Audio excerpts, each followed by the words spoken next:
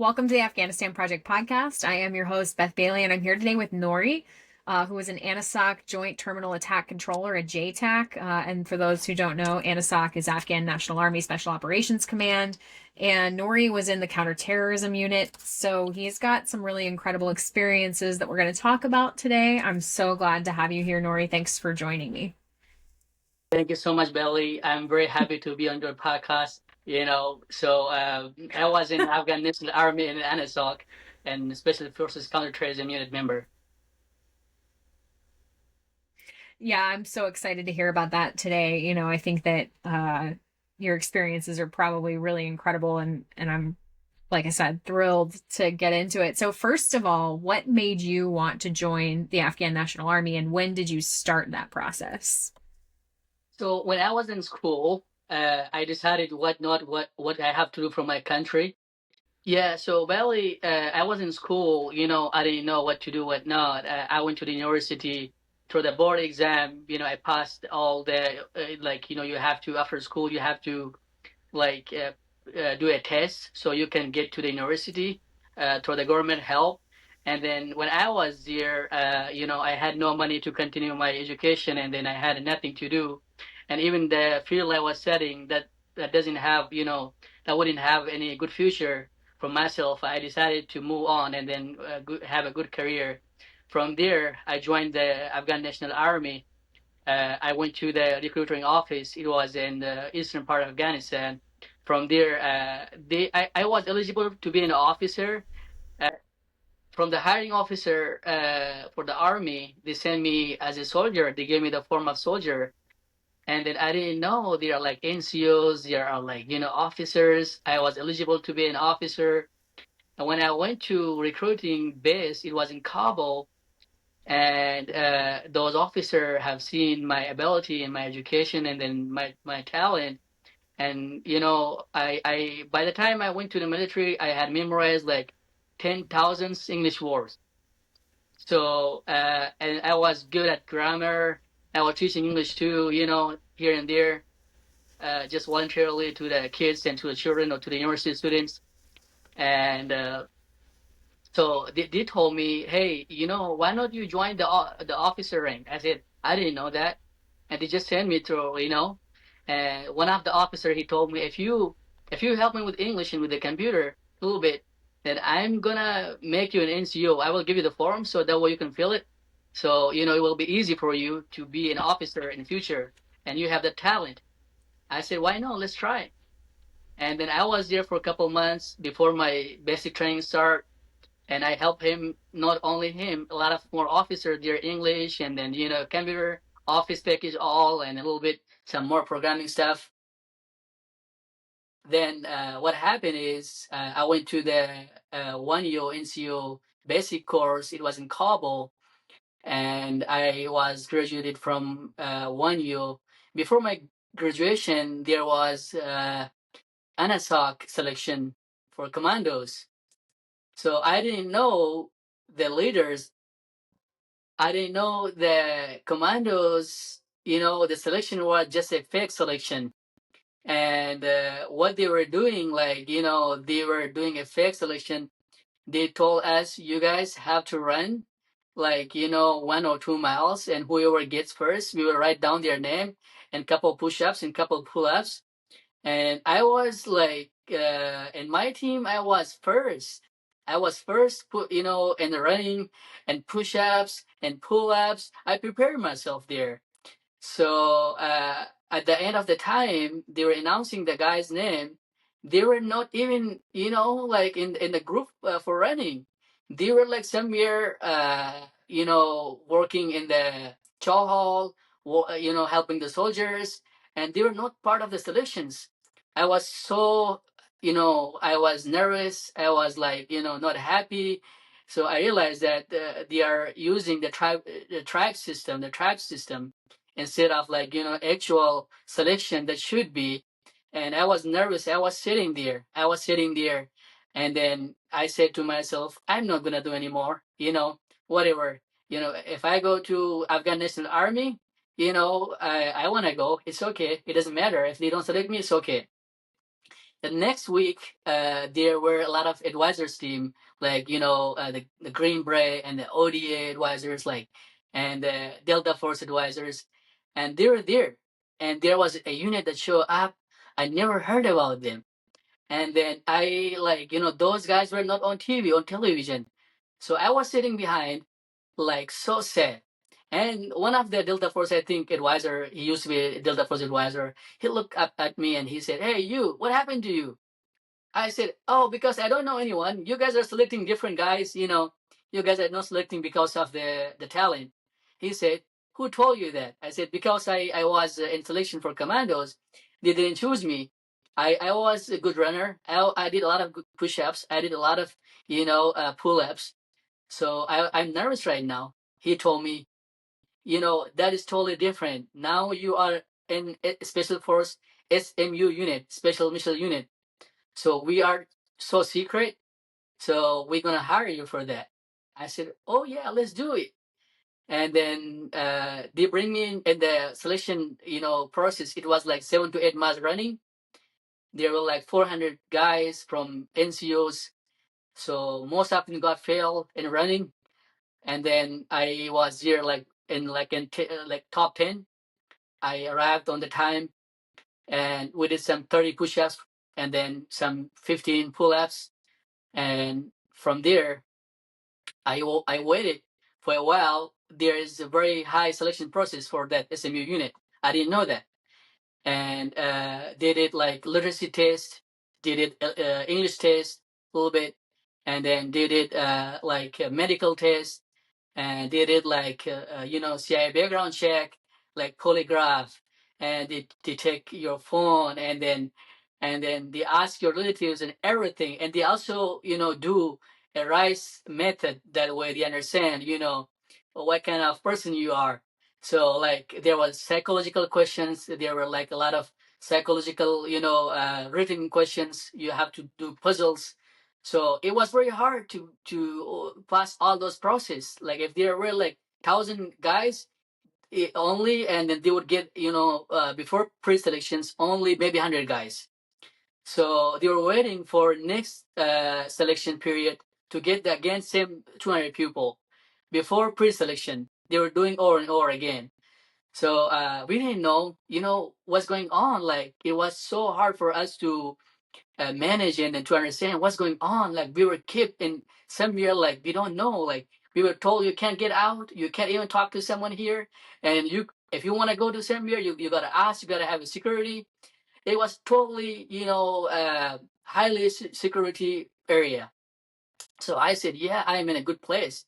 I was so happy, and I had a little bit doubt for myself. I said, can I do this? Can I finish this? I was thinking in the morning, can I do this today? Can I finish this today? And then in the night, I was thinking, can I finish this training, tonight?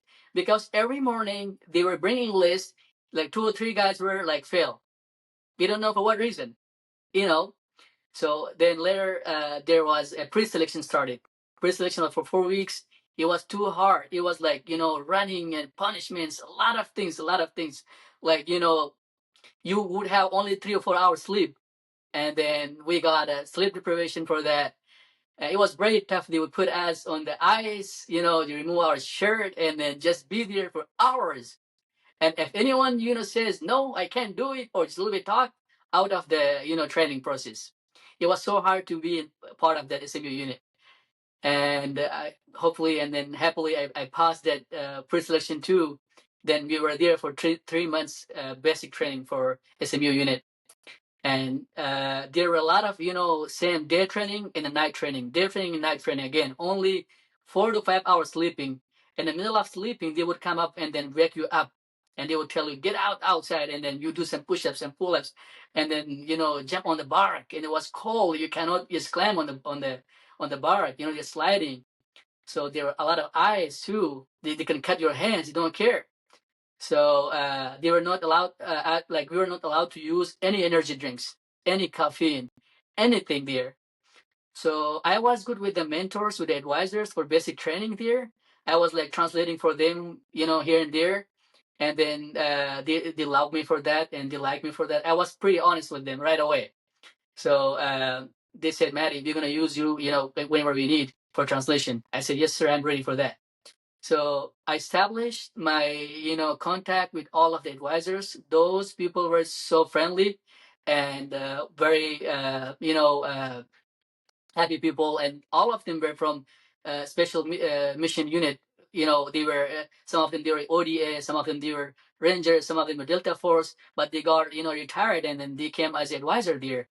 So as an advisor there, what happened is that while training, they asked me, if you want to be a JTAC. I said, what is a JTAC? They told me JTAC is like, talking with the aircrafts and then, coordinating and then integration. You can control fixed wing, rotary wing, ISR, any types of aircraft. Even you can control the ground forces too when you are on the ground. I said, yeah, hell yeah, I want to do that. And I was the first person they selected me for that in my training process. And then there were a couple more guys. They were, they wanted to be, they had interest in to be JDAC. We were sent to Moorhead for ANASOC. So when we were sent there, and we just studied the basic attack, Afghan Tactical Air Coordinator course. It was led by U.S. Advisors too. So I was there for 3 or 4 months, I think. And then once I graduate, and I met a man. His name is Aaron. So he was Marine retired, I think Marine officer. He was a pilot for Chinook, I think so. Yeah, he was there and he told me, Maddie, I'm going to be your advisor for next year for JTAC. I said, wow, that's awesome.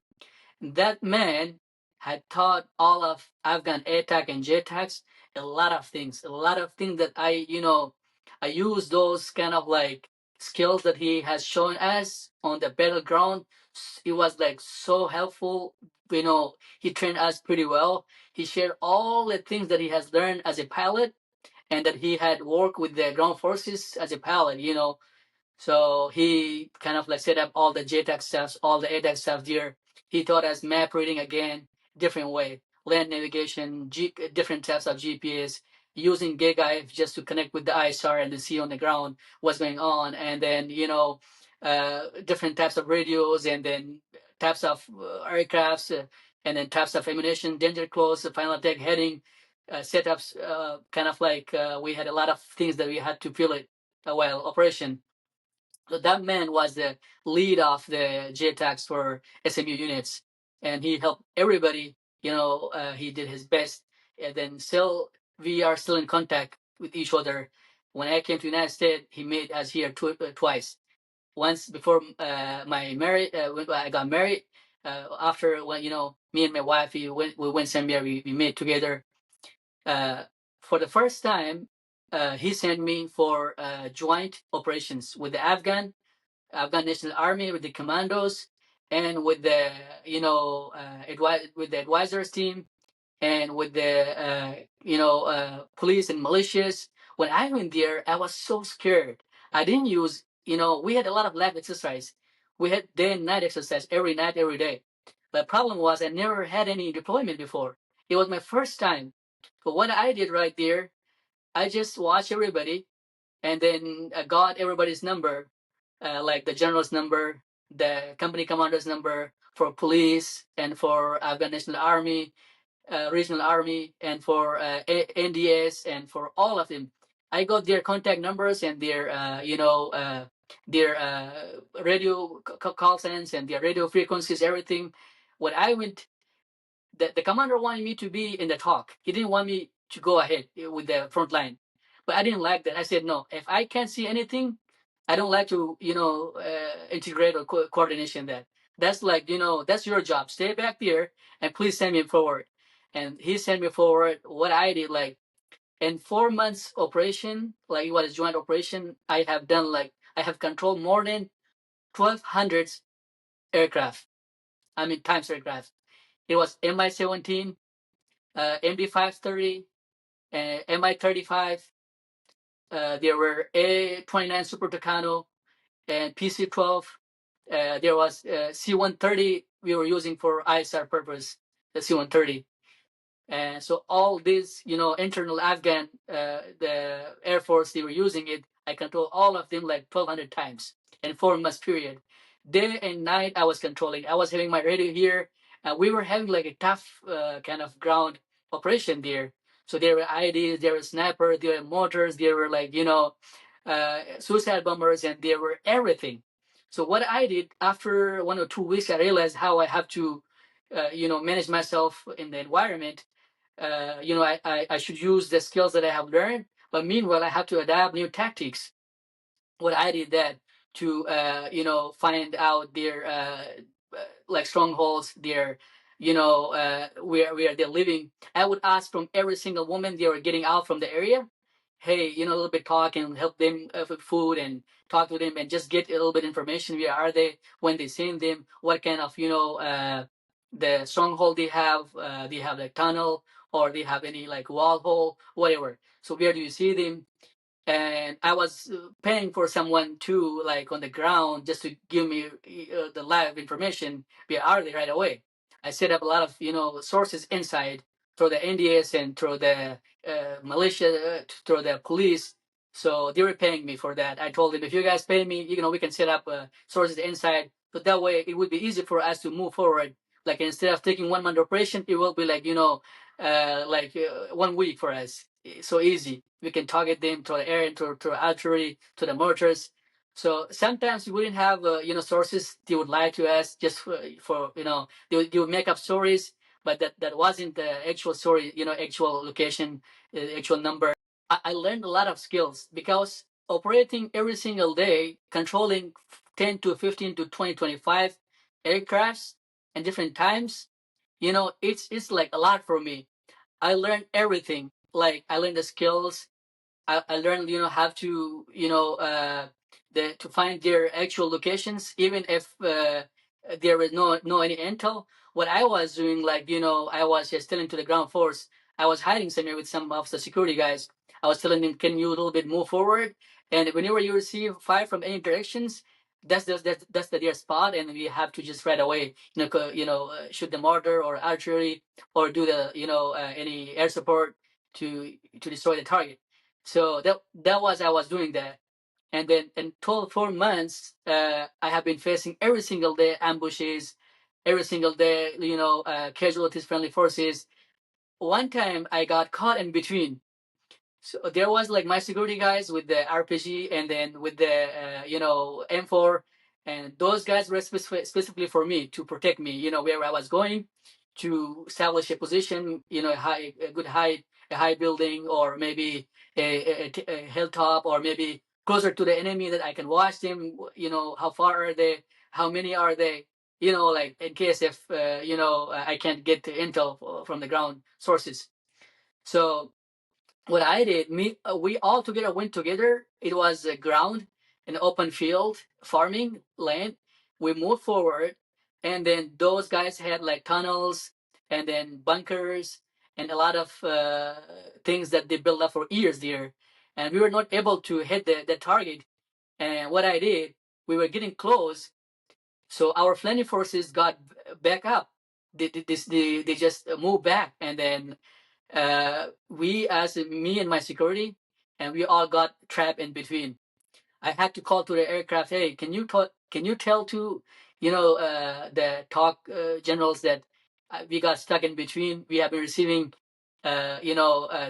machine guns and the Dashka or the 50 cal from friendly forces and from the enemy force. We can see all the bullets were coming, all the rounds were coming to our ass.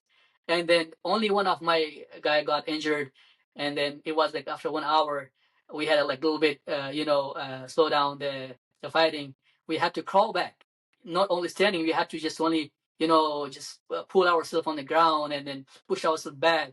So that target, we lost a lot of our friendly forces. Our SMU guys, like 3 to 4 guys got injured, and then one got died. And then we had no any other option except we had to get close, and then we had to get close. Like we were we were like only 10 meters away in other building, and I had to conduct air attack with the A-29 Super Tucano.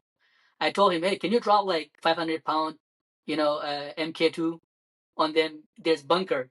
Then he said, man, you are so close. What are you going to do? I said, if we go back, they're going to kill us. If we move forward, there are IDs, and they're already, set up their ambushes there. So we have no options. You have to drop it. Whatever happens, we will see it.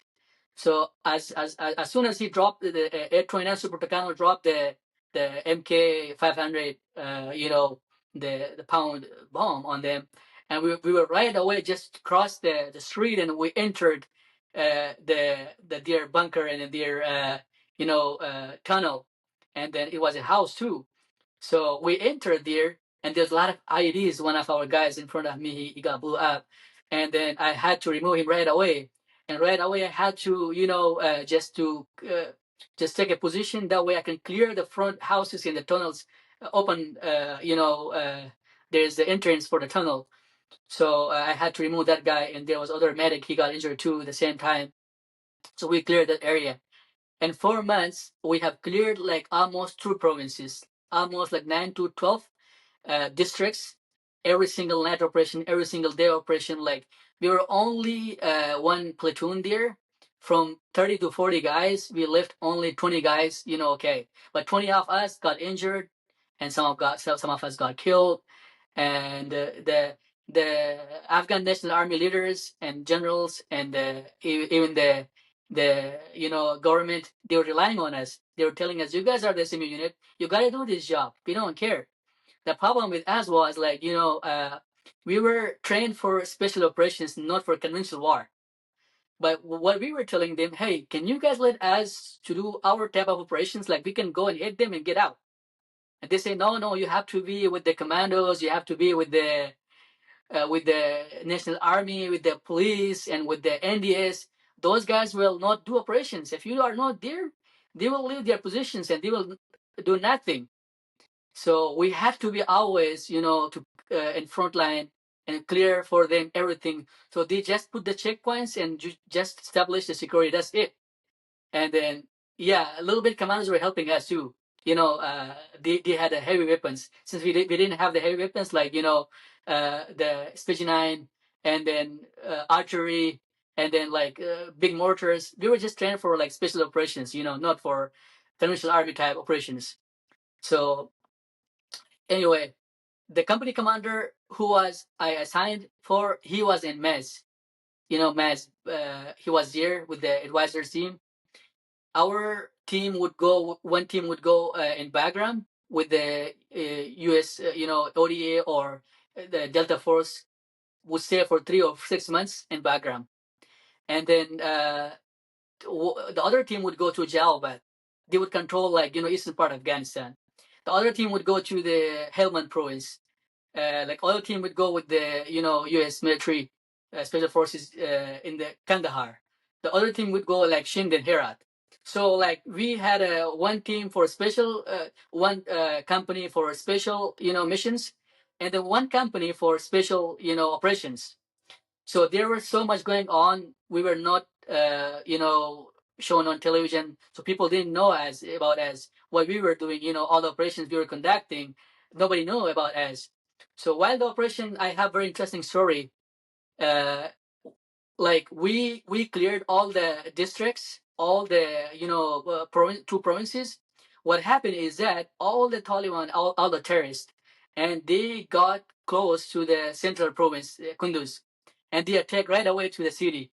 They saw the gap there, they didn't have any chance to get back to the districts, so they attacked right away to the Kunduz, like the central province area.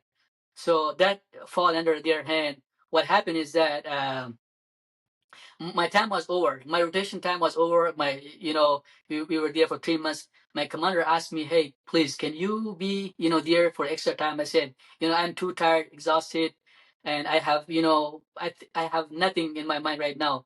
I have sleep deprivation. I didn't sleep day and night. I was talking to the aircraft. Can you please send me back home, like, to Kabul?" And then he said, "No, we need you, brother. Like, if you stay for us." he requested me, and then right, I was like rejecting. Then I received a letter officially that I have to stay with them. We have no any other JTACs, to coordinate with the U.S. military and advisor teams. And meanwhile, with the Afghans, they had it, but they were like not highly trained. They were not like a JTAC types of like guys. So what happened is that we started clearing the building, and street by street. It was city. Urban area fighting is not easy. You have to be careful with the civilian, be careful with the friendly forces, and be careful with everything and everybody. You have to know who is who on the ground while conducting operations. So we're clearing like day by day, house by house, and then street by street we're fighting. And what happened is I was pretty tired. I didn't sleep for 2 days. There was a building, a high building in the Kunduz central, city. There was a high-rise building. When I went there, I saw a small pillow there, and I put my bag right over there. I fall asleep right away. After like 2 hours, I was hearing, Cobra, this is King Kong. There was call sign for us. And then I woke up right away. When I woke up, I talked to the aircraft. There was ISR for us, for station to support us. When I moved my bag, there was like a pillow. And then I just kicked the pillow. It was heavier. I said, why the pillow is so heavy? And I opened the pillow carefully, and I found there was like $100,000 cash and like a lot of gold there. And what I did, like I said, if I tell to these guys, they will take it, the money. That's bad. And if I tell to my commander, he will tell me, keep it in your pocket, but share with me. So what I did instead, I found the person's number and called him. I said, hey, do you have anything left in your house? And I'm the Afghan National Army guy here. He said, yeah, brother, we left like dollar and then this much gold there. I said, okay, send me someone. I'm going to return this money. He said, are you sure? Yeah. I said, yeah, I'm sure. He sent his wife, and I told to my guys, there's a woman. She's going to come here. You guys have to guard her and guard me too. Meanwhile, I had to talk her. So they said, okay. And I took the money back and I gave her back the money. It was an interesting story. And at the same night, I got surrounded by a terrorist from all direction. Me and the commander, and there were NDS officer too, three of us. They got disconnected from our ground forces. Even like a small street disconnection would make a huge impact on the friendly forces. So you have to walk in urban areas shoulder by shoulder. You can't disconnect. Even one room can make a big difference for you. So we got disconnected on the street. What happened? It was night. We have been receiving from different directions fires, and they could hear us. I got injured on my leg right away. I received like a sniper shot, I think, or maybe a machine gun shot, and I could see from my night vision goggles like all the rounds were going from my feet, and then from my back, and then it was God blessed me and God protect me. Yeah, I didn't got injured. Only one sniper shot or a machine gun shot hit on my leg. I told to the commander, hey, sir, I got injured. He said, are you sure? I said, yeah, I'm sure, because I'm bleeding and my feet is not moving right now. So I was like so honest, very honest with my job. Like there was a restaurant, a restaurant that had glass, that has like glass door. I didn't break that glass. I thought, if I'm gonna break this glass, what's gonna happen? This restaurant owner will not have money to make it again. So like it's bad. I feel bad for that. I didn't bring the I didn't break the glass. I didn't go inside. I just stayed outside. Just I was hiding from the behind the tree. Whenever I was receiving fire from behind, I was going around the tree, just protect myself. And there was no any other option to get out from there. So the commander called to the advisors team to background and to Mags. Hey, we got stuck here. You guys have to support us, air support, send your ISR or anything. Our location is here. I was talking to them. Actually, he was ordering me, right, what to do. So they said, okay, our ISI is on the way, and then you guys have to wait there and just be patient. And at that time, those guys were away like 3 meters away from us. There was a highway, and then there was there were multiple streets. So every streets they were full of the terrorists. We could hear him. We could hear them what they were saying. They were chanting Allahu Akbar, and then you are like infidels and surrender. You got surrendered, but surrounded by us. There's no any other options. So I had a scanner with me. So I was listening to what they're talking on the radio. So I listened, and then the order to them, okay, get these SMU guys alive. Alive. So these are very important. When I got injured, I was like about to get conscious. So I was like, my eyes was getting dark, and then I was feeling very weak. I didn't have any time to do tourniquet for myself. I I was bleeding so badly there. I could see my blood start moving and smelling bad. After a while, like your own blood smells very bad. So the commander got shot. He got hit here on his head. He was like leaning. He was he was in he laid down, and right when he laid down, they shot him on the head. So he right away he died. I don't think he right away he died. He held my hand. He said, "Manny, don't leave me." I said, "I'm not gonna leave you. I'm here. The air support is here, and then I'm gonna call on guys, and they will get here, and they will move us from here. Don't worry." But that guy, he just left my hand, and I thought he's died completely. He's dead. The other guy, the NDS officer with me, he was right there. He told me, "Hey, bro, I'm gonna run away. Whatever happens, God bless you. God protect you. I'm fully okay. When I go back there, I will send support for you." But he was lying. You know, uh, he ran away from there, and then he was receiving a lot of fires, but he was lucky. He didn't hit it. He didn't get any hit. So I was looking to the commander. I was pulling him. I couldn't pull. He was so heavy and very tall guy, like 6 foot, like 6'10", like that. So he was also in the United States for captain career course, you know, and he wanted to be a colonel. He was a major there, and he was desperately looking to get a lot of good names under his name, and then a lot of good achievements, so that way he can get promoted. So he told me, "Maddie, my ambitions is that I want to be a colonel and I want to be a general." When like I feel sorry about for him. I couldn't pull him. What I did, there were a couple of terrorists and they were approaching me. I opened fire on them. I just dragged myself on the ground. I throw the grenades everywhere just to distract them, and then open fire on them. I just it was night, like maybe 8 o'clock or 9 o'clock in between. I dragged myself toward the other street. I crossed the highway. I crossed the highway and just dragging myself because I couldn't walk. I couldn't stand up. My one leg was totally unconscious. So I couldn't feel anything. I crossed the highway. I crossed the other street, and then I see there guys are moving very calmly, and then we had a kind of like small thing on our on our helmet that shows to the aircraft these are the friendly forces, and that shows to our friendly forces that we are the same unit. Oh, he's our guy. He's our guy. Don't shoot him. Don't shoot him. And they got close to me and they picked me up. They put me in Humvee, and it was my first injury. And then from there, I didn't understand what happened to me. I was in hospital. When I woke up, I was in hospital. I asked it what happened to the commander. They told me the commander was pulled. They took his dead body. So I was very nervous about that because he told me, he shared me a lot of his dreams, and he only trusted me because I was the guy who can just talk, who do the integration and coordination with the aircraft, with the artillery, with the ground forces right away, and then hit the target, to help him to move forward his forces.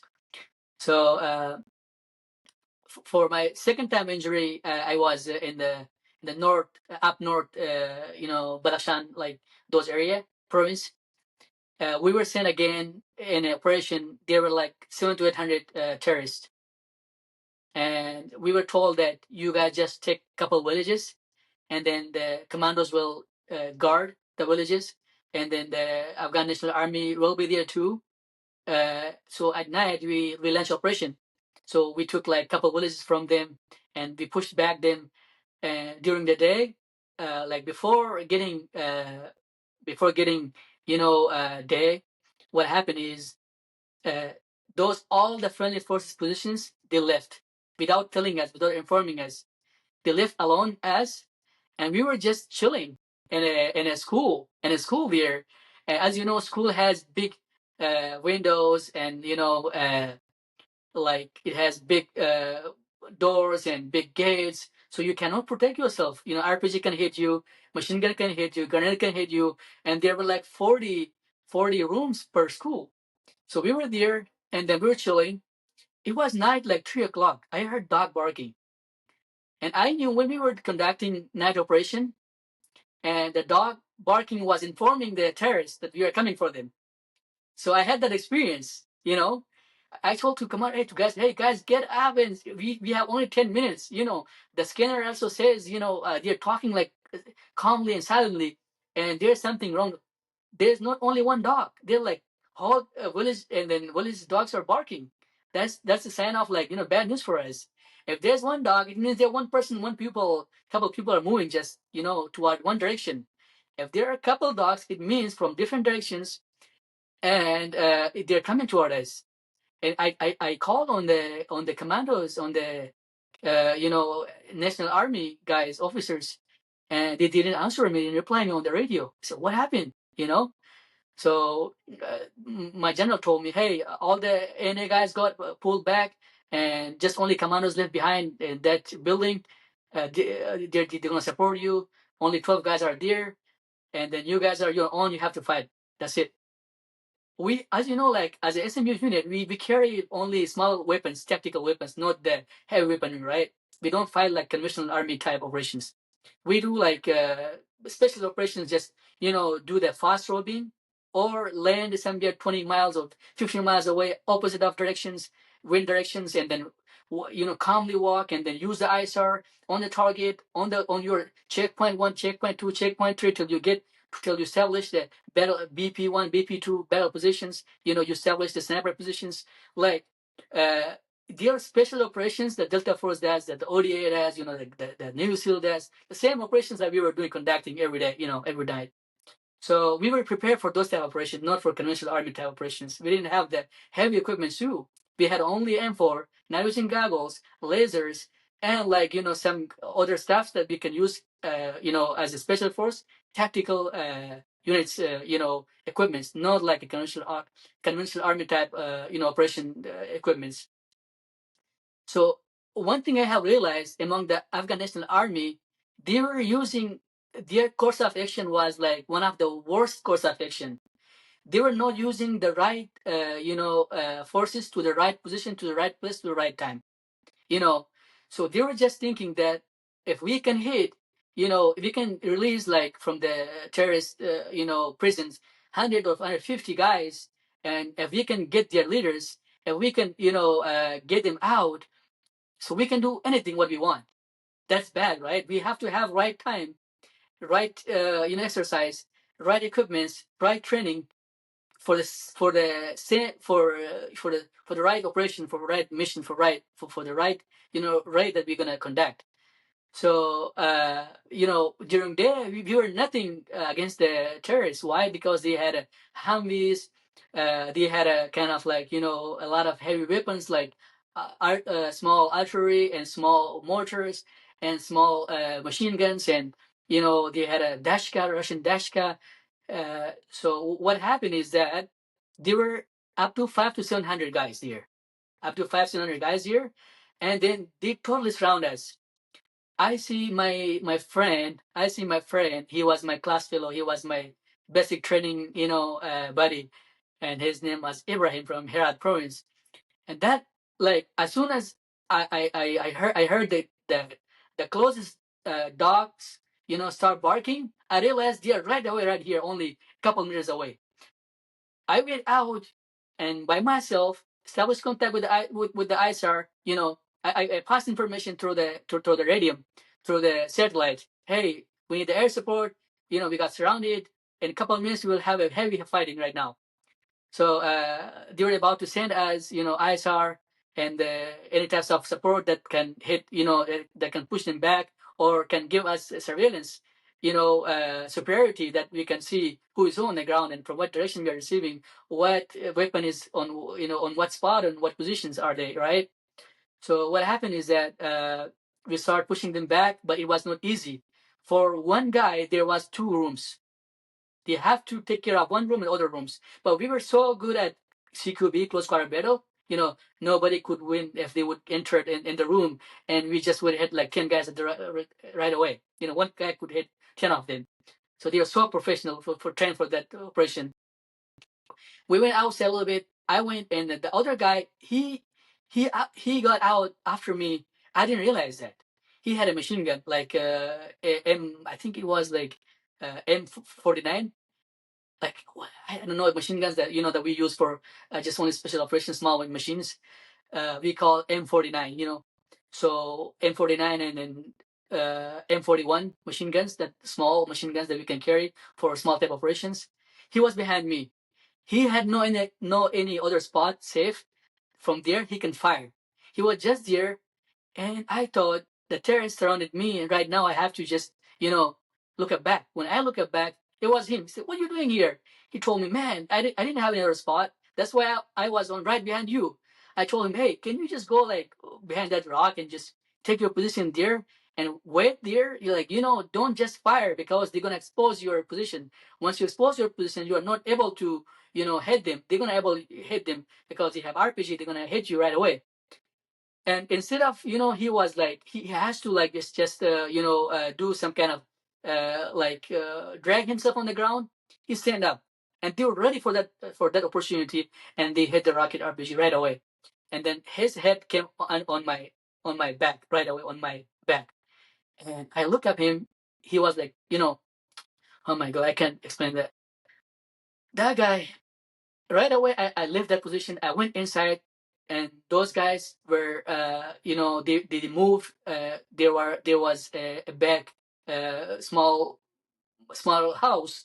They went back there, and then they left some equipments like motors, some night vision goggles, some, they didn't have even time to wear their uniforms.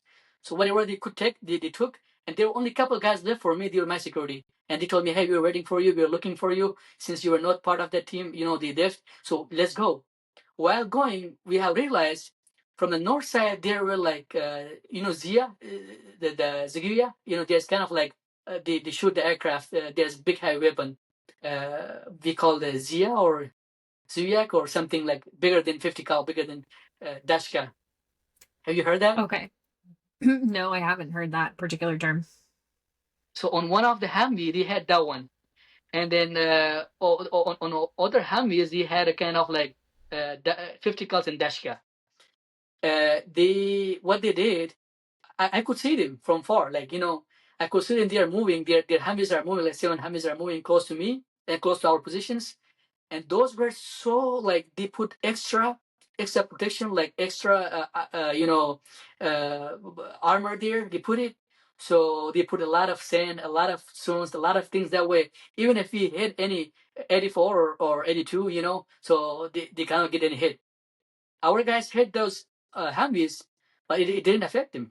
It didn't destroy them. Why? Because they were so prepared, and their Humvees were just only moving 10 miles per hour, right? Because it was so heavy.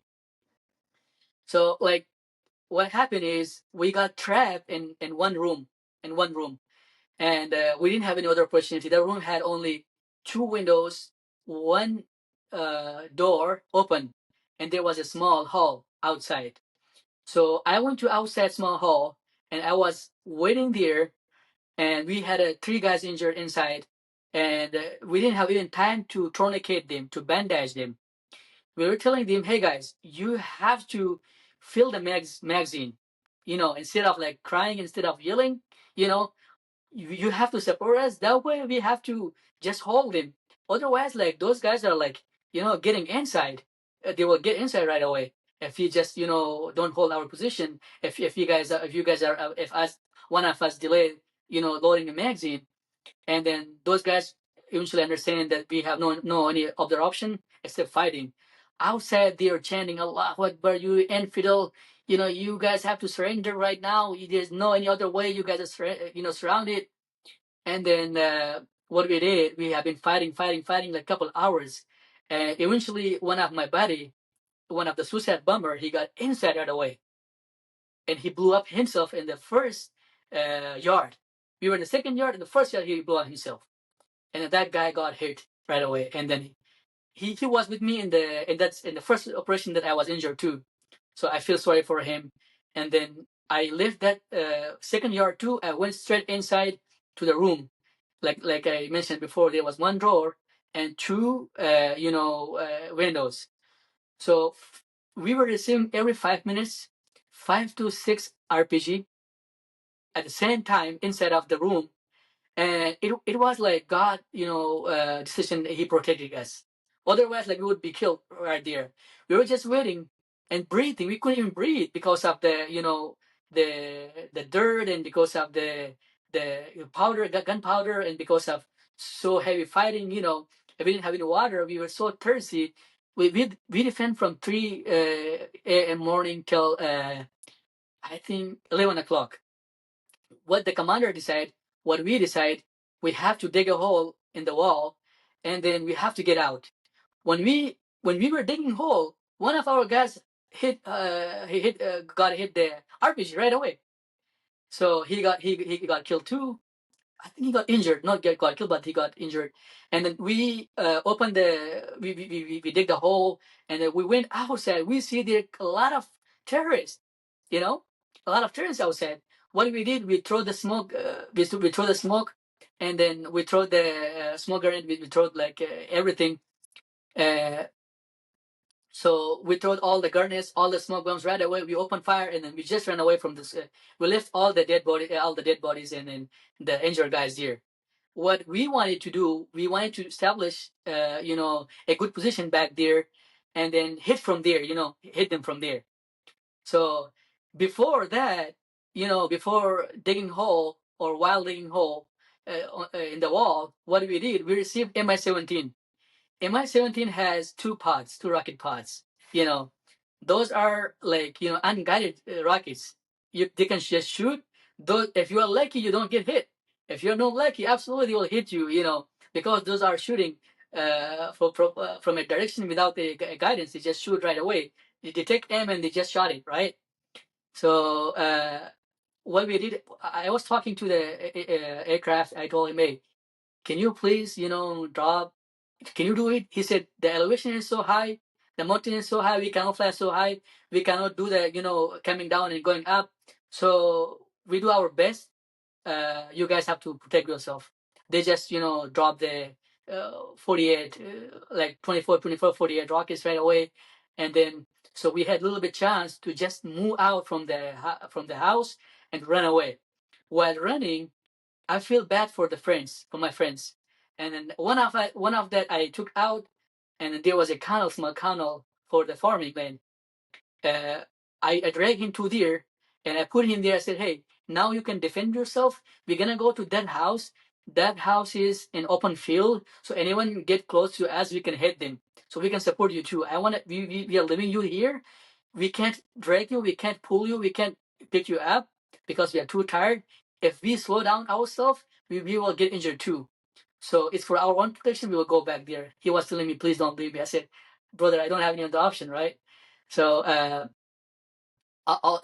my commander, me, and other guys, we ran toward the other building. There was already commandos and our guys. One other squad was there. So I was running toward them. We have received from multiple directions RPG, and then machine guns, and then Dashka, everything toward us. Man, I was praying to God, God, please protect me. God, I could hear all those rounds were just going by from my nose, from my belly, and from my feet. And I was saying, God protect me, God protect me. The pistol 12 was there, the Afghan pistol 12 just for reconnaissance. We use for reconnaissance purpose for pistol 12. That was there. That guy was telling me, is it you running on the ground? I said, yeah, it's me. I said, oh my God, man, you have been receiving from different directions. And how do you talk? I said, I'm talking to you while running, you know. So what happened is I got hit on my elbow. I got injured here. Right away, they hit me here, and then that rotated me to 360 degree. I was going instead of friendly forces. I was going to the terrorist positions. Later on, I realized, no, I'm going to the terrorist positions. I have to run this way, because when I got hit, my mind got distracted, and I got totally, totally like lost. So I moved back to that direction, and then when I went there, they already closed the gate. There was a wood gate. So what I did, I jumped like from very far, and then I did a karate, like I pushed the gate, and I totally gate were just damaged, like feel like the gates were like upside down right away. So I went inside. Oh my god, like I got like my first time injury was in the North 2. The second time was there. The second time injury was so bad for me, so bad. I couldn't even move my hand because I got hit on my elbow. I was thinking, hey, I left those guys who were there, and then these guys gonna leave me too. I did myself tourniquet, I did myself bandage, and I prepared for running away to finding a secret position, and just to save my life. What I did. So hope the general, he sent many reinforcement, the special SMU unit more, like only 2 small squads, and then he pulled me out from there. And from there, and then I was again. I didn't feel what happened to me from there because I lost a lot of blood again. So I was moved to Tajikistan. There was a border contract, and you know what? It was so bad for as an SMU unit, to move to Tajikistan, right? Because a lot of secret things that we have been doing together. So when I went there, and when I woke up, first I feel like I did, because still the fighting intensity, the fighting, the the depth of fighting, and the pressure, the tension, the depression, everything, still I was feeling in my mind. Like I was looking for my weapon. Where's my weapon? Where's my weapon? I was looking for it. I couldn't move my hand. I was in a what is it called? Anesthesia? Yeah, I was in that position, in that condition. So Oh wow. yeah, like I So they was put like, you they were, under. yeah, like where's my gun? Where's my gun? First I thought I'm dead. I'm dead. The second, I thought, no, I'm not dead. I got captured. I was looking for my weapons.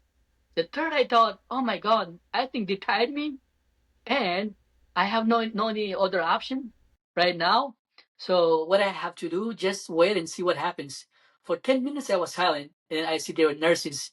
They from Tajikistan, there were nurses. From there, they were female. So they approached me. They said, "Oh, you're okay. You're okay. Are you okay?" I said, "Yeah, I'm okay."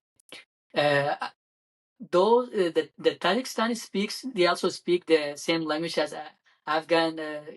Daris. The Persian speaks same language. So I understand a little bit what they were saying, and I sent a message to my boss. I called him, hey, can you get me out from here? I'm so like tired here. I don't want to be part of this. He moved me back from there to Kabul, to the 400 bed, what is it called, the hospital for the military, Afghan National Army. It was my second time injury, and what I realize right now, I did a lot of crazy parts while conducting air attacks, controlling like I was so close to the enemy, and then friendly forces were so close. I didn't consider the danger close. I conducted air attacks because there was no any other option. The good thing about the civilian there, because of I was highly trained. Not only me, the other JTACs too, and we were so professional. We knew, how to, just give final attack heading, just only hit the target, say not then what is it called, the collateral damage, no any friendly or civilian casualties. So we were so good on it. What I realized when searching a single room by room, everybody made small like tunnel for them, not the terrorists. the civilian. I asked them, why you guys are doing this? They told me because we have faced the Russian bombs when they were here, Soviet Union. So we have the experience from them. So we cannot move from the houses. Where we have to go? We have no place to go. So you guys are, every time you guys are conducting air attacks or artillery shells and whatever, we go straight down there. And then it was like different types of tunnels like I never seen before, like 6 meters, 7 meters down, and then 3 meters straight, and then 3 meters left, and then 3 meters again straight, and 3 meters right. And they had like everything, food, ration, and whatever they need for them. First, I thought all of them they are terrorists. Then I realized no, they are the civilian. Because since they are talking about every home has the same tunnel system there. So it was very interesting for me. I never saw that before in any other provinces. Only in northern provinces, like I saw them. They were having tunnel system for them. Whenever we were heading, we were conducting air attack or air operations or any raids or any kind of operations. They were heading there, so everybody knew that what we were doing, what they are doing. Yeah, it was my story from Afghanistan. Third time, I got injured when I was, uh, I was NCO for G3 office for brigade, correct brigade. I'm not gonna name the brigade because you'll find out. I was there in the brigade when I went there, and I don't see the intel officers, intel NCOs. They are doing their jobs the way they have to. I don't see the G3 except they are just typing letters and words. That's it. I don't see the operational any activities, and I don't see the capability there. you know so what's going on here? You guys are even like in the army. You don't track the friendly forces. Where are they? You don't know what they are doing, and then you don't track the enemies. Where are they? What kind of plan do you have? So what's the reason? Being in the top of the operation office, you have planning officer, you have planning surgeon, you have a planning, like for aviation surgeon, you have a general surgeon, and you have intel officers, intel NCOs, and blah blah blah. What you guys doing? They told me, shut your mouth and then just take the salary, and then don't show yourself like too talented. I said, bro, like I came from an SMU unit. I don't care, whatever you're doing, you gotta do your job, or I'm gonna talk to the brigade commander, and meanwhile I'm gonna talk to corps commander. This is what's happening right now here. So what I did, I made it for them like GRG. I used to make in the what's the GRG, right? A GRG, like kind of, you make like is a picture of the earth, a village. So what you do is that you put the Sure. numbers every house, every village, Sure. like A village, B village, C village, and you put the every single numbers, number 1, number 2, number 3, 100, like 20, 120, 200 houses. So you're gonna specify what house is for who, like who's living there, how many people are living there, and then you should have that in the projector or in the computer. Anytime you need it, you have to have all the 24/7 update. From what house, how many people, armed and unarmed, went to where. So if we track them, and then through the sources, through the intel, through the NDS, so we have a good conclusion. We can get the support of air support from the advisors team in Moorhead, not in Moorhead, in the Mass. There was a Camp Marmol. There was Camp Marmol. We had our advisors there. There was a lady captain. Her name was Erica. She supported me when I explained to her, hey, I came from an SMU unit, and then my primary job was JTAC, and then I can do all. I understand the GPS, all type of GPS. I understand all types of coordinates. I understand the maps, all types of maps. I understand the GRG table, how to make it. I understand the attack map. That was a tactical map to develop for ground forces to use it, instead of like using the offline maps from Google Earth or from Google Map. So I know how to use the Falcon View that can track the enemy's positions while operations. You have two devices connected, and then whenever they talk from the radio, you find their location right away, and you hit the mortar, or you hit the artillery. If you have air support, you just talk to air, and then you just drop the bomb on them. If they are right there at the same time that we were talking with the aircraft. So I made a good coordination system with the NDS, with the Afghanistan Army, with the militias, with everybody. Intel office, I decorated. I made all those necessary things that we have to have in the office. I made those, and then I made the G3 office uh, more functional and operational level. Use it while we are not there or while we are there. That brigade had 4 fully northern important provinces under control responsibility, and then 2 like partially provinces were under that control of that second that brigade. So what I did, like I established all the intel, coordination with the intels, and I did the G3 with all the G3s, or like the police, the border police, and the NDS, and with all of them. I wasn't sharing my secret. I wasn't sharing our secret. What we gonna do? What kind of like air support we gonna have? Because some of them, they were double agents working for the terrorists. Because their families were there, or for whatever reason. So they were double agents. So I wasn't sharing the secrets what I was doing, what we were gonna do, and just only getting them from the informations, and then just getting.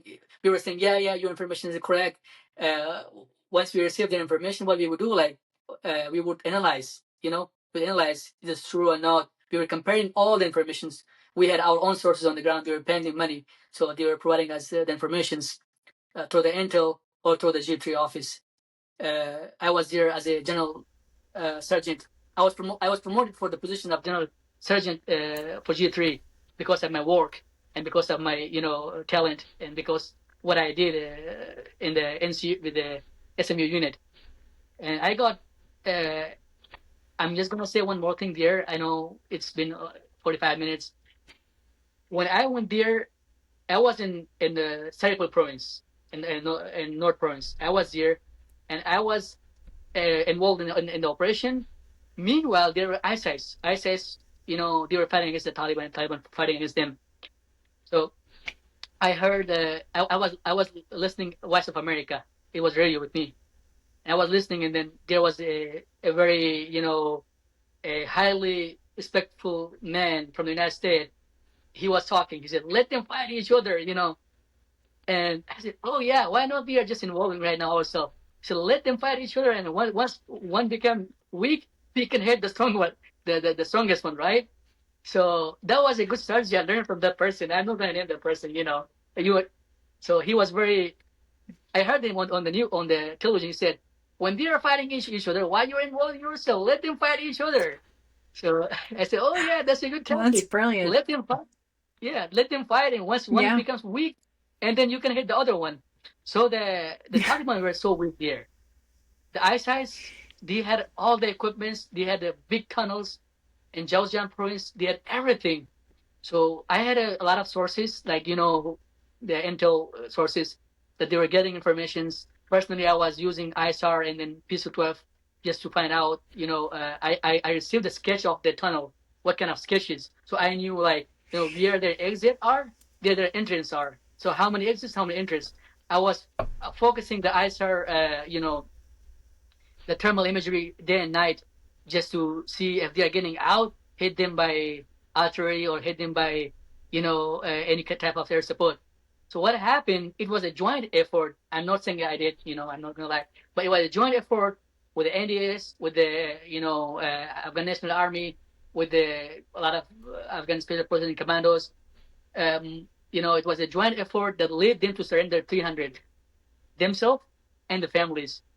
And then I received a call, said, "Hey, somebody wants to, the governor wants to talk to you." When I went there, he said, "Hey, great job. You did good job. Because of those aircrafts, those guys were trying to, right now they want to surrender. They send us message." So it was a good news for me and then for my team and for all of the brigade, for the corps that the ISIS are trying to surrender themselves. There were like more than 300 people. They surrendered and then they didn't have any other opportunity to run away. So they surrendered. It was a good opportunity, but I was highly targeted by them. I was highly targeted. They realized that what happened to them, how they got weakened, and because you can't trust the regular army, because they didn't been through they didn't go through what's they called the CI background check, polygraph, Yeah. a lot of things that they supposed to. Nobody check their cell phones. Nobody keeps eyes on them, what they are doing, why they're doing, where they go after they're okay, when they are on vacation. So I received the intel information that they will target you, and you are their highly targeted person. You have to move. And I went back to SMU unit Oh, again. wow. Yeah, I was there as a trainer. I work as a trainer there for female, for the male. As a trainer, I work for basic and for advanced level, for CQB, for map reading, for English, for GPS, for any other stuff that we supposed to teach them.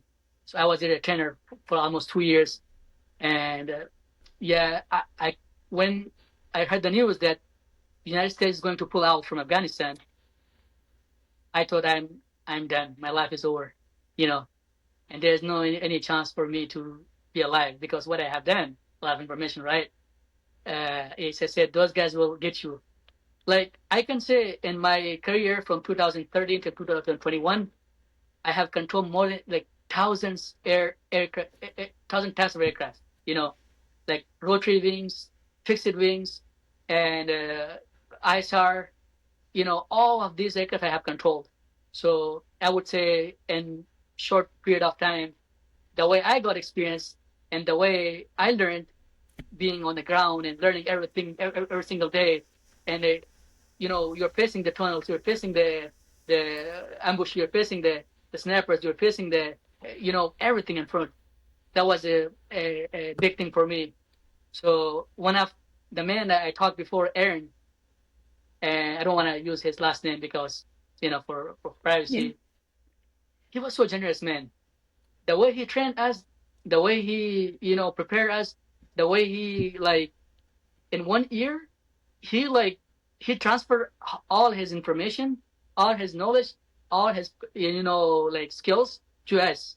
So we were barely conducting all the operations with the ground forces, with the special units, with the special forces, with everybody. So I especially want to thank him.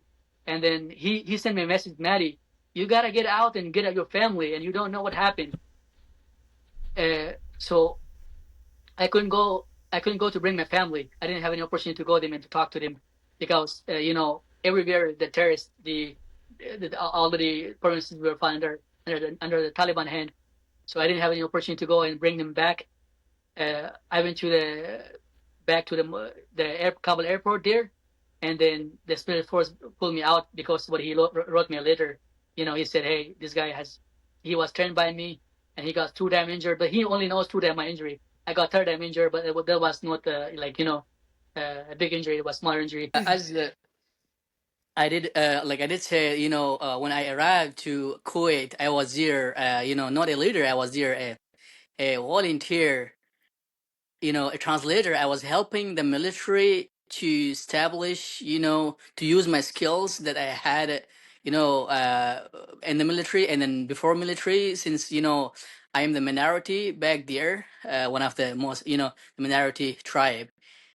So I have experience, to be sexist here, we had to learn, or we have to learn 2 more languages in Afghanistan, Pashto and Persian. So we had to, or we have to, interact them. We have to talk to those people. So the way their culture is, the way they negotiate, they talk, they sit, and they walk. We have to be like them. We have to adopt the culture. So otherwise, we could stuck in the mountain, and then nobody would recognize us. Nobody will recognize us. So for that reason, I speak like more than 8 to 9 languages. You know, so because the environment that I am in Afghanistan, that pushed me to learn all those languages. I had to, or I have to. So I use my skills in Kuwait. I help everybody, and I help the military. I help the Afghan, the Afghan allies, family members. They were there, and then it was so hard. It was so hard. I would say like nobody would survive 10 minutes outside in Kuwait. And I was standing 20, 30, 1 hour, 20, 30 minutes in 1 hour. So like I sent you a picture. I received a medal from General Neal. She was a military police general, like commander for military police in the United States. So she was colonel when I was in Afghanistan. I saw her, and then I recognized her right away. I told her, "Hey, General, I know you." She said, "Weird. I think I see you in Afghanistan because I have very good memory." She told me, "Yeah, I was here as a colonel." "Oh yeah, I remember. You were some year like MP there." She told me, "Yeah, I was MP colonel there," and then she was promoted as a general, General Neal. And I got like for 3 or 4 or 5 months, I had it on my skin like dark skin because of the sun. I exposed myself in Kuwait, helping everybody. I was drinking every 10 minutes like a liter of water, you know, just to help, and then nobody would dare to help everybody. And then the guy who I met there, who was like master sergeant or sergeant major, he like a couple of months ago, I saw him on TikTok. I sent him, "Hey, I am the guy who translated for you in Kuwait." He said, "Oh my God, you're the guy like helping everybody there." Hey man, I was telling you stories the way you helped Afghan family members, Afghan allies family members there, and then I was so happy, man. I'm glad to see you again. Yeah. Then when I arrived to United States, I started my life, uh, in the Indiana camp. We were there to be processed for, for biometrics, USCIS biometrics, for many other processes. So when I went there, I was in Northern Blocks. Northern Blocks had 2 buildings for male and 2 buildings for female. So each single building had 2 floors, and then each floor had like maybe 5 to 6, 7, 8 rooms, big rooms, halls, not small rooms. So there were like 50 to 80 or 100 to 150 or 200 people, like in single room. It depends on the room. So when I was here, the mayor, Captain Acevela, he was here, and he was like so stressed, and he was so like nervous, and he was standing there, and everybody just would approach him. "Sir, when are we gonna get out from here? Sir, what's the next process? Sir, are we gonna be U.S. citizen?" Like we came from here, like we didn't know, we didn't have any information what's gonna what process is next, and where we have to be, and where we're gonna go. So I told him, "Hey man, if I can give you an advice if you let me help you." He told me, "Yeah, why not?" I said, let's make a chain of communication, a chain of leadership, so that way everybody understands what's going on, instead of like all 2,000, 3,000 people rush to you and then ask same questions, and then you will be exhausted, bro. He told me, "Yeah, let's do it." And we went to rooms, each single rooms, and then we start creating leadership there, like room leaders. And there was chaos, like the guys, some of them thought they would be paid for being room leaders. And I told him, like, this is volunteer, and if you want to face the challenges, this is the right time for you, because everybody is exhausted. Everybody came out from like where that they never thought about it. It was a chaos, like what happened to Afghanistan, the withdrawal. So let's you have to accept these challenges, or you have to accept all the harassment will come to you guys, all the questions will be raised against you, or for you guys. You have to accept it. If you want to be room leader, you have to accept all the pressure from the room, the the family members who are living in the rooms with you. So they said, "Yeah, we choose with the with the choice of the room members which one they want, and then they liked. We choose the room leaders, and then we choose the floor leaders. We choose the building leaders for male, for female, just to prevent any chaos. Like male would go just, hey, my wife is there, and he would enter. He would stay there, harassing girls, women, children. So that's why, like, I talked to Asabella. Hey, man, I know I'm pretty aware of the culture of Afghans, and if you let a little bit these guys, the male side, and they will take advantage of it, and then what's going to happen, there will be chaos and there will be harassment. And I was so happy. I'm not going to blame any other camps. The Indiana camp was the best camp. You know why? Because we had we were like we control every single moment. Even we were watching any illegal activities, like any threats, because we don't know who is who, like among the among the family members, who is who. So I was, because I had experience, how to identify them, to use a rice method. There's a method that we use in the military just to identify somebody, based on just look and talk a little bit, and you understand, oh, this guy is not military, whatever he's saying he's lying, right? So we were using those, and then through our channel we pass a little bit information. There were some, like, a little bit suspicious people. So directly, because it was what I say always, we are in the same ship right now. We're in the same ship. If ship sinks, we all gonna die, right? So nobody's the winner here. Everybody's gonna lose. So we have to help the leadership. We have to help the community. We have to help the everyone who is protecting us, to identify the threats that we are gonna face. It's our responsibility, our duty as a community member where we are living. So we have to. If you don't help the authority, if you don't help the right people, so who's gonna do? They don't have like a lot of sources. They don't have like 24/7 eyes on everyone. So it's our responsibility as a community member. We have to help. We have to integrate. We have to coordinate. What's the threat? What's the problem? What's going on around us? So that was my job too, dear. When we had all the when we set up all the room leaders, for male and for female, and there was a big chaos. Now they were looking for. I was looking for a general leader for male and for female. And then Asabella told me, "Hey, Maddie, it's you, man. It's you. You have created all this leadership from scratch, and then now you are just going away. You're gonna let me face again those challenges. It was first chapter. Now we are moving to second chapter. You gotta help us, buddy." I said, "Why not? Let's do it." And since I was like, I am a minority in Afghanistan, like I mentioned in the previously. My tribes in 1885, 1886 were ethnically cleansed. They were not Muslim. They were forcefully converted to Islam. And then women's, children's were, abducted as a war trophy. And then males, because they had blonde hairs, right? They had like green eyes. They were white. So, like, they saw, oh, this is a big opportunity. These are infidels, get their families out from them. So that's what they did with the people of my tribe there, and nobody talks about it. Nobody knows what happened, 100 years ago.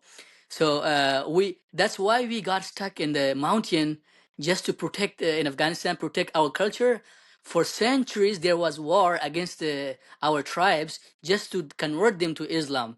We were the only and the last community and the last tribe in Afghanistan we have converted to Islam by force, and they betrayed us. They signed a treaty. They signed an agreement with us. They told us, we're not going to fight you anymore, since we have been fighting, defending our land, just to have the old culture, all the religion that we have been, practicing for centuries, maybe for 1,000 years, even before Islam, before Christianity, before Judaism, before any religion. We were practicing that religion. So our people. They didn't want to convert to Islam, so the male would divided three parts. One part would defend all the interest and all the trenches. The second part would go to the animal husbandry to keep all the animals, and then the third part would stay in the village just to for reinforcement for the first and second groups. And then females were working in the farm, just to survive in case of supply chain. If they needed logistic supply or logistic support, the women would carry on their backs all the ammunitions, all the the war equipments to the group A, group B. And then the male group 3 would protect them, and while they were taking or transferring all the equipments. So that's why for centuries they were not able to convert us to Islam. What they did, they signed an agreement. They said, we're not going to fight anymore with you. So and then said, oh, so what you gonna do then? They said, we're gonna do like we will wait till our hair and our beard gets gray. Then for centuries we have been fighting. Our leaders have been fighting, to defend the land and to defend the culture, to defend the religion. So they said, why we are wasting our time? Why we are wasting our time? Like till our hair, our beard gets gray. Why we are wasting our time? Why not we are just resting? It's been for centuries. So what they did is they just left all the trenches, all the entrance and exit positions for different districts, for different villages. So what happened when the winter came? They attacked the more planned, not the mountain area, more planned, like next to the Pakistan. It's a valley there. They attacked those places, and then they took all the children away, all the female abducted, and then as a war trophy, and then they killed the elders. Like half of the population were killed there. So they were so happy. Oh, we got the infidels, white women, and then white children, and the green eyes children. That's what was in the book that I read later on. Our elders wrote it, that what happened to them. So since the defense line collapsed and nothing remained, people just and they were abducting also more adults, teenagers, to train them in the military, to convert them to Islam, and then send them fight to those who doesn't want to convert to Islam, since they know the culture, and they know the people, they know the mountain, they know the trained futures, they know everything. So that's what they did to my tribes. So that's why like we had to adapt all the cultures, all the language we have to learn before we integrate with the other Afghans in Afghanistan. So I have pretty strong background for right away start a coordination, integration, set up a leadership, set up like communication chain. So what we did since I became a general leader for all the northern barracks. What I did, we start creating like WhatsApp groups for one floor. Like room leaders would connect with the the what's it called, the floor leader. A floor leader would connect with the one building leader. Leader would receive information through me.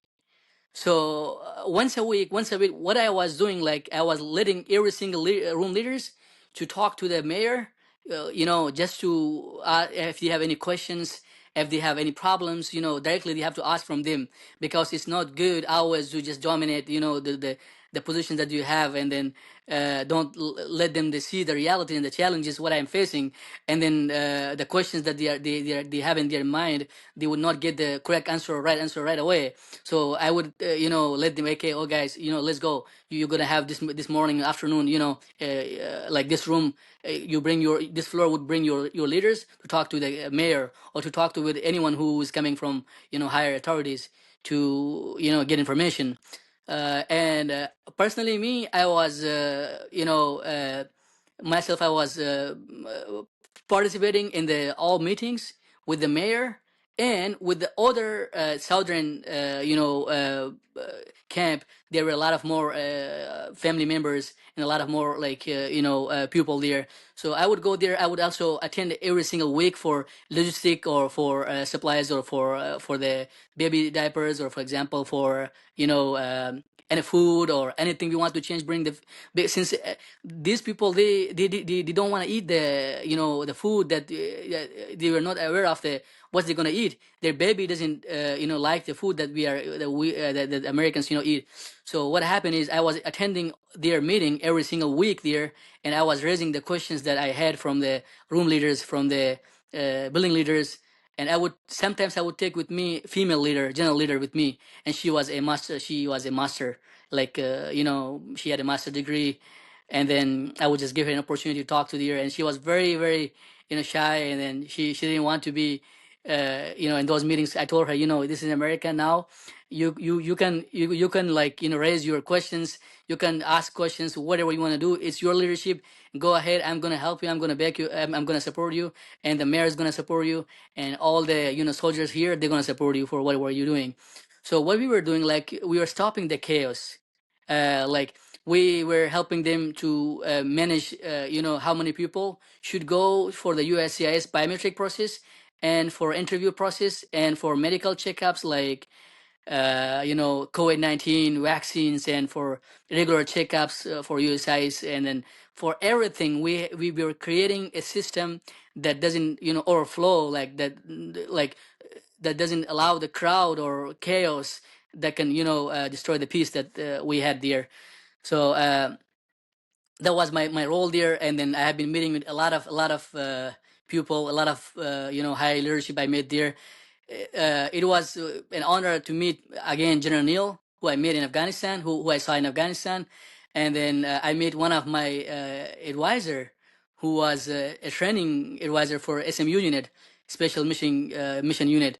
So Chris was here, and he was for all translators. He was a supervisor there, and then some of the translators, they were doing favors for their tribes. I'm saying because it happened to me there. I was like, so I was not happy. I was telling to everybody, hey, please don't interfere the system. Let the system do their work.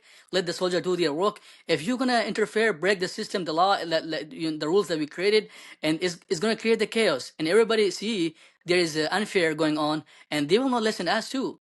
So those guys were not listening to me, and then they were a little bit, I don't know why, for what reason. And I talked to Chris. I said, "Hey, Chris, this is what's going on." He told me, "Bro, like I'm gonna support you. You were my trainer there. Like you were a trainer for SMU unit. And I was your like advisor, mentor for all of you guys here.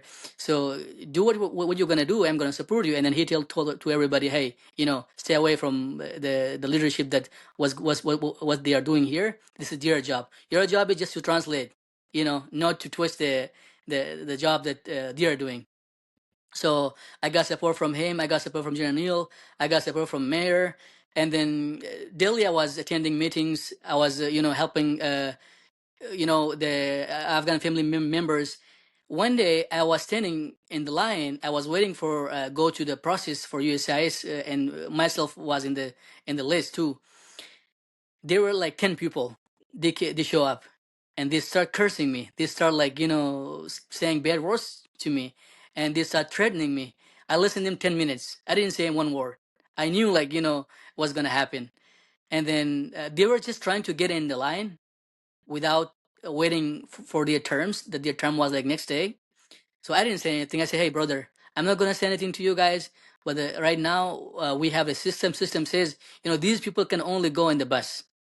So they were asking me, why you go there? I said, because it's my turn. I've been helping you guys every single day here. And today is my turn. I have to go there. That's why I'm getting in the car and the bus. So the next day they show up, they apologize me. They said, "Hey, we are very sorry what happened to you yesterday. Somebody told us he is doing favors for everybody." I said, "No, I don't have any tribe. My tribe here, I came here just only with one clothes. I don't even have any extra clothes for me, and I don't want to get it. Why? Because you guys don't have clothes, you guys don't have shoes. So why should I have it? I have to wait till my turns. My room, when turn comes to my room, I would go with you guys and get the one pair of shoes and one pair of uniform, the shirt or the pant." So I'm waiting for my turn too. And as you guys can see right now, I have nothing. Only two suits I bring not from Afghanistan, from Kuwait, that I got from there. I have nothing extra, and it's very cold here. Indiana was like getting winter there. So it was very cold. So I met a gentleman. He was a colonel. He was a colonel from Marine Corps. He got retired. He was a battalion commander. He was the first battalion commander who led the Iraq War for the Marines. So I met him, Colonel, retired Kirk Bruno. He was from Nebraska. He said he was a very good person. He told me, "Maddie, I'm gonna take you, like I'm gonna sponsor you. You don't have to stay here anymore." And I said, "Sir, let me think about it." And he asked me, "Where you wanna go?" I said, "I'm not sure. I heard about Virginia. I heard about New York. I heard about California. I heard about Chicago, Texas. I don't know, where to go. I don't have anyone here. And he told me, Maddie, what's your goal? I said, my goal is I want to, work, and then I wanted to study, and I want to improve my life. He told me, Maddie, if you go to California, if you go to Texas, or if you go to Virginia, that's a good place to live there. But those are very expensive, and hours traffic's there. And then you will not gonna make it 2 jobs. You will not have time to sleep, you know? And I said, why? Oh, then I have to think about it. Where should I go? He told me, I'm gonna sponsor Nebraska and Kearney, Nebraska. And then I have my family there. I have everybody there. And I'm gonna help you if you want. And I didn't say anything to him. I said, okay, I'll think about it. I was waiting. And then my 2 friends, they were helping me personally. They were my right and left hands, like Noor. And then there was other guy, his name was Usman. And they told me, Maddie, we want to go with you, brother. We are single too here in America. Let's go. Talk to Colonel. And I said, why? Because he said, we can't stay anymore here. It's been like 2 months and more than 2 months. We are like, so sad inside. So I told him, okay, let's go talk to the Colonel. I introduced him to the Colonel, and then Colonel said, yeah, we're going to sponsor 2 your friends too.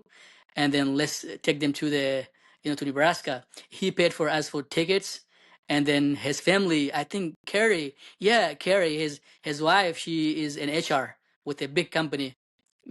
She like very big company. She is an HR, yeah.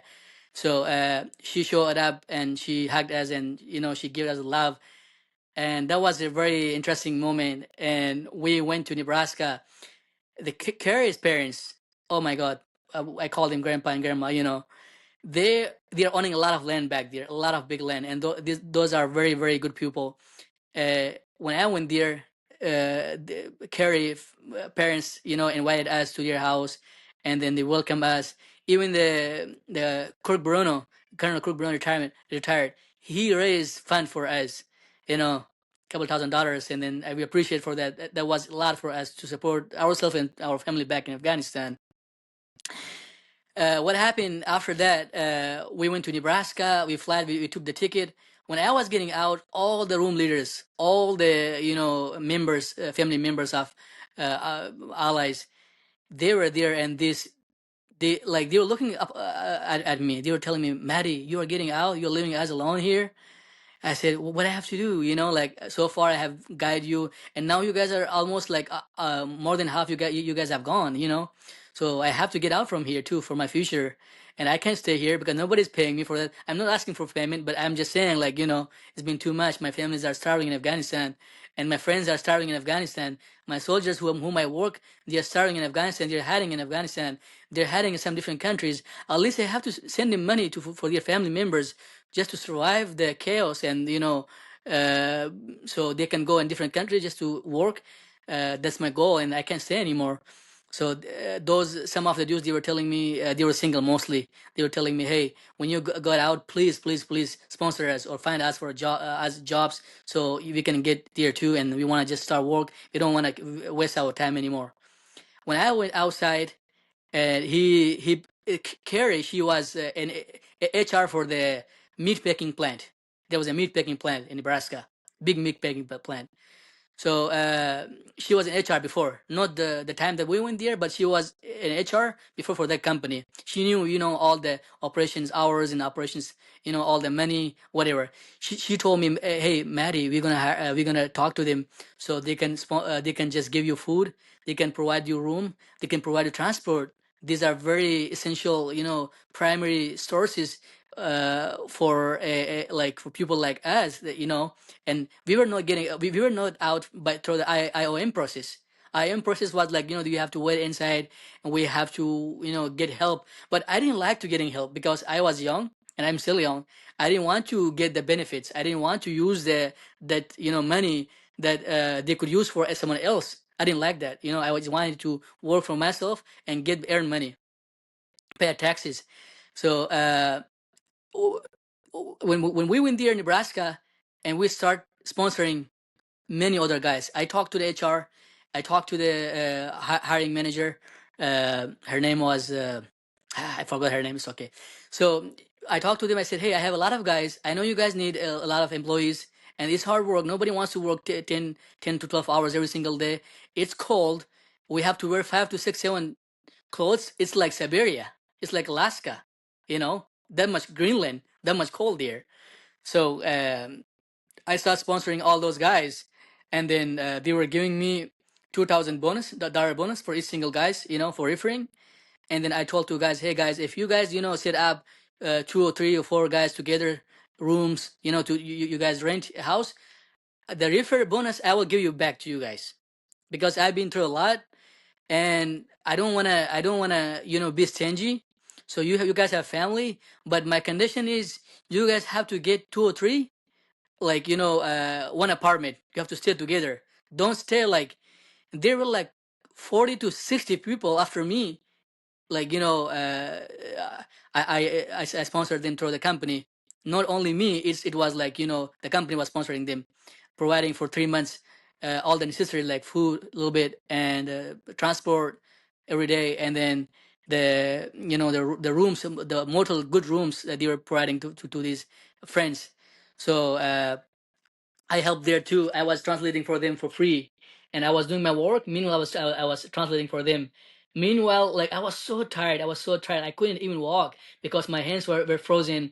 My, like my legs were hurting. My backs were hurting. Like we never had any experience working, like just working in the cold area and for 12 hours standing shifts, and then wearing all the gears, all the stuffs. And then it's like too cold. Not like cold. It's too cold. You have to like freeze everything inside. For like, if you don't want to freeze, you have to walk and work, walk and work, walk and work. So I was so tired. Still, when I was getting out, those guys were demanding me to go with them to Walmart's, to All Green, to send money to their family members in Afghanistan, to friends. So I was even helping them. I would have only like 3 to 4 hours sleep, only 3 to 4 hours sleep, so in 24 hours. And what I did is I realized that I have to go to college to get some degree. And then one of my friend he advised me and said, Maddie, in America, what is important? Not degree, not money. One thing, business. If you start up a business, you buy the time, you buy everything. You are the boss, and that's what gonna make you free. Otherwise, like if you think that you're gonna get the PhD, and then you're gonna have a good salary, that's like old think thought, on old thinking. Think new, think like better, think like that. That you never ever thought about it. And then I started realizing what I have to do. And then I asked from many people, what you guys doing, like for business. I didn't know what to do, what not. From there, like what I did, I start going to school. I changed the job from the meat packing plant to Eaton's Corporation. They were making walls, they were making a lot of gears for like aviation, for like all types of cars. So I started working there, and then I was the first guy there, and they were paying really good money. I was making a week 12 hours every single day I was working there too. Like it was a night shift, and they were paying like 24.50 cents per hour, and it was a lot of money, good money. And I was making a week like 3,000, 2,500 every week. It was a lot of good money for me. And I was paying very high tax too. Like I was getting, when I would pay like I would get check like 3,200. I was just getting only 2,000 of it. They were paying everything. So overtime tax, and then hourly tax, and then there are many medical and all those things. So I realized good money, and then I start bringing more friends to that company. I talked to the HR. If I don't forget her name, her name was Brittany. Yeah. And then I talked to her. I said, hey, there are a lot of my friends. They're soldiers in Afghanistan. They're brave people. They're hard worker. But one thing they lack of it, that is their English skill. They don't speak English, but those are very hard worker. They are like, they can do anything you want. So it was easy job, better than the meat packing plant. So easy, so good money, and then good time management. They had like 3 shifts. You can do whatever shift you want. So that was good. Like for anyone like who wants to study, and then who wants to work during the, or do any extra things. So I started bringing more people. There were like maybe 15 to 20 more guys by the time I left there. I was going 12-hour shift at night, working there, and during day I was going to the CDL school for semi truck. And I would say to they didn't know that I was working at night, and during day I had only 3 hours to sleep. And then I was talking to the instructor, hey, the trainer, hey, can you just wake me up when my turn comes? I'm gonna go in the back. I want to sleep it because I was so tired, and I was so very sad what's going on in Afghanistan. Mentally I was not okay because the stress that I had from my friends. They were telling me they're hiding for weeks, for days, for months. They have no food. Their family have no food. So like I'm a type of person, I have seen a lot of poverty, a lot of poverty. There was time for 2 years, my family members, my father, my mom, me, like we eat every single day, once a day, the corn bread, only with the green tea for 2 years continuously. That's why I joined the military. That's why, like, I wanted to improve my family members' life. I want to get them out from poverty line.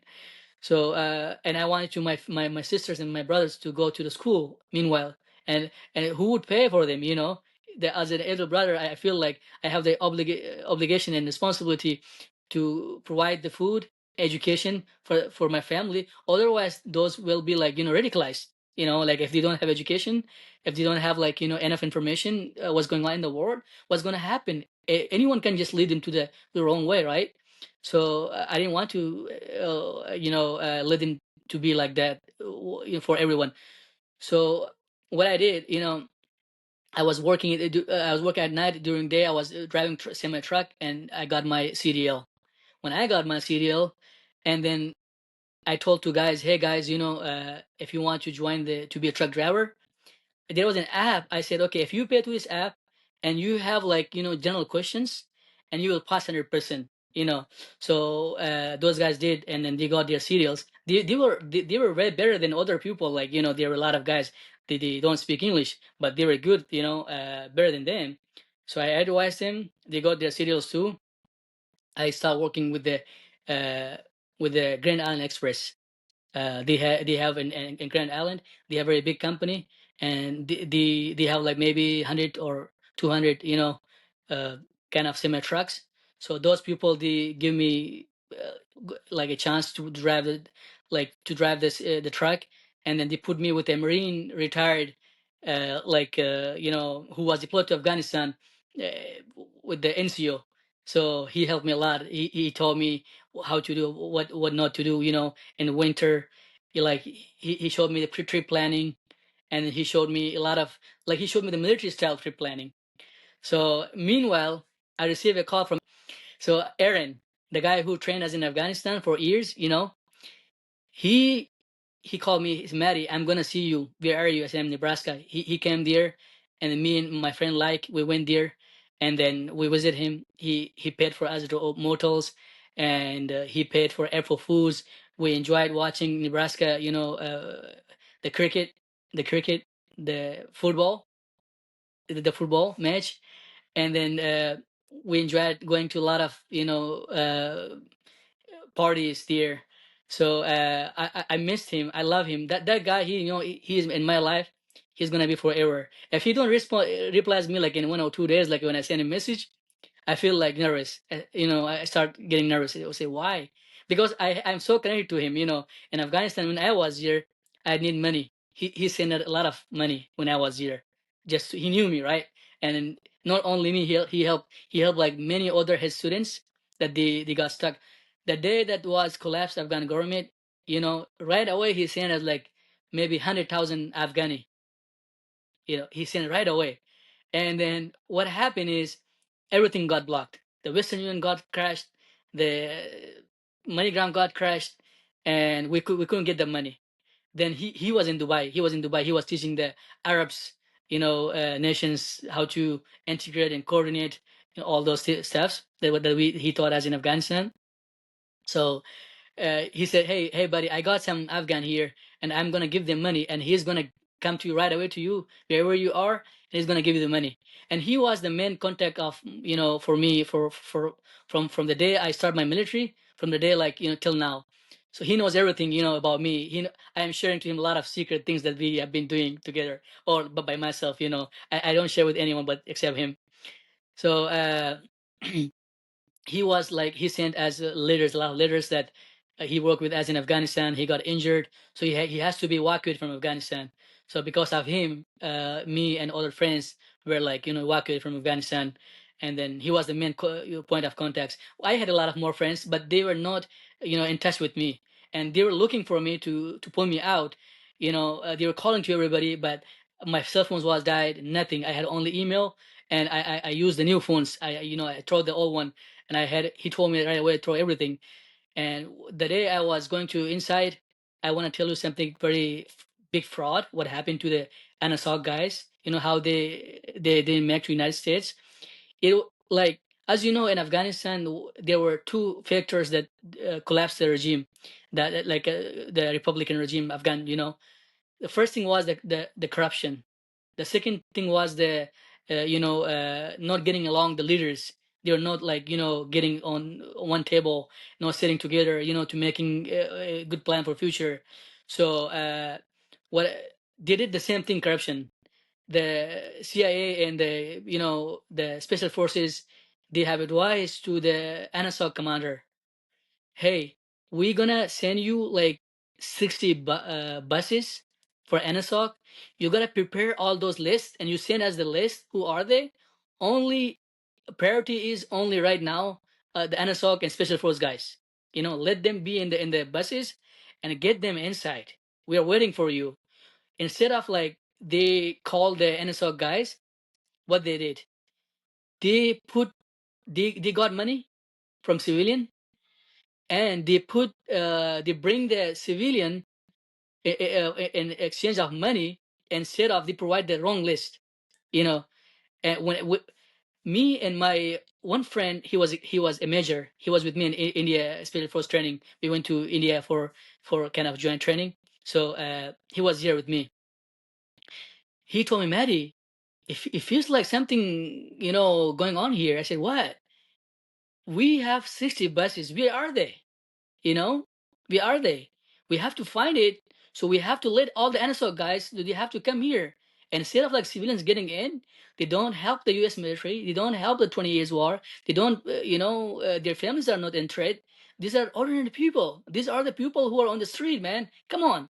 Me and him, we walked. We followed the NSO commander. We followed him, and then we found the buses were like somewhere far, like very far, like miles away. And then there were like 90% was civilian and 60 buses.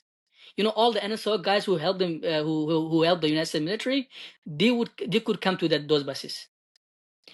And what we did, I went right away. I took out the first bus key right away. I said, I'm gonna die here. I'm not gonna let you guys, anyone, to go, and you can go over me. I don't care what happened to my friends and to my to my allies, to my to my students. It's not acceptable. You guys are, like, bringing civilians. It was me and him. Like, only the fact that first 10 buses, they let the NSO guys, they called them only, 10 buses. And the 50 of them behind were against civilians. We thought everybody got in, but they faked again. So since we couldn't control it, right? We didn't check it. We even the special force brigade commander, Hazrat Gulamullah Hazrat, he was looking for buses. His family were behind, and himself was in highly threat. And the Taliban's were looking for him. ISIS were looking for him, actively looking in Kabul and Jalalabad, everywhere. Like, where is he? So that guy didn't surrender for in many operations. That's why, like, they were against him. They want him alive, and they want to torture him and dead him. So kill him. That's why, like, he was very top priority list, and he was very non-person. What I did is I didn't check other buses. I thought, all the NSO guys are in the buses. And when we were getting close to the Kabul airport inside, And we got out, and I see only the 11th bus was like civilian again. And I told to CIA, hey, bro, I'm gonna be honest. Only 10 buses are so far I recognize these are the NSOC families, and the rest of it are not like NSOC family members or NSOC guys. What they did, they canceled all of those, like 50 buses more. And then like when we were getting inside, they were doing a little bit biometrics too, right? So just to recognize it. And but for some civilian, they were not doing it. Why? Because they were saying, oh, we were the journalists. You're lying. We were the like political activists. They were lying. No, they were people who were like who didn't help, who were like helping even the Taliban, cheering them when they were coming to Kabul. So those guys got in the buses. So they canceled 50 more buses. Only they allowed 10 buses, and I'm so happy I did that. I'm so happy. Like if me and the other friends wouldn't be smart enough, imagine what would happen. And 50 those buses, and then who are they? And not only 100 people, but thousands people would get in. Those are very big buses.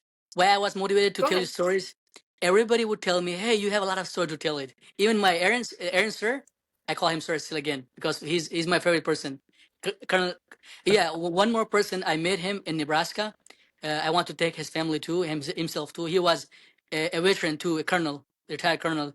His name was Andrew, so I want to thank him too from Nebraska. He's a very good person, and then he also invited us, the guys, to his family, to his home, and he got retired and he is at home right now. He looks like younger, 50 years old, but he's 70 years old. So I like him too. I love everybody. I think it's just amazing. I really appreciate you talking about all of the things that you've been through in this period. I mean, that's a lot. That is a lot, what you did with ANASOC, and then having to leave your homeland and taking on doing so many different things. I think that shows a lot about who you are and the spirit that you have, and I can just tell nothing's gonna hold you down. You seem like you are gonna make great things happen. Oh, thank you so much. My future plan is that I'm gonna make a security company to provide a best service in the United States. Especially in California, first of all, and I'm gonna see it if we can expand that business to all over the United States. I want to thank everybody for listening, and Tasha Core, and hope to see you all again soon.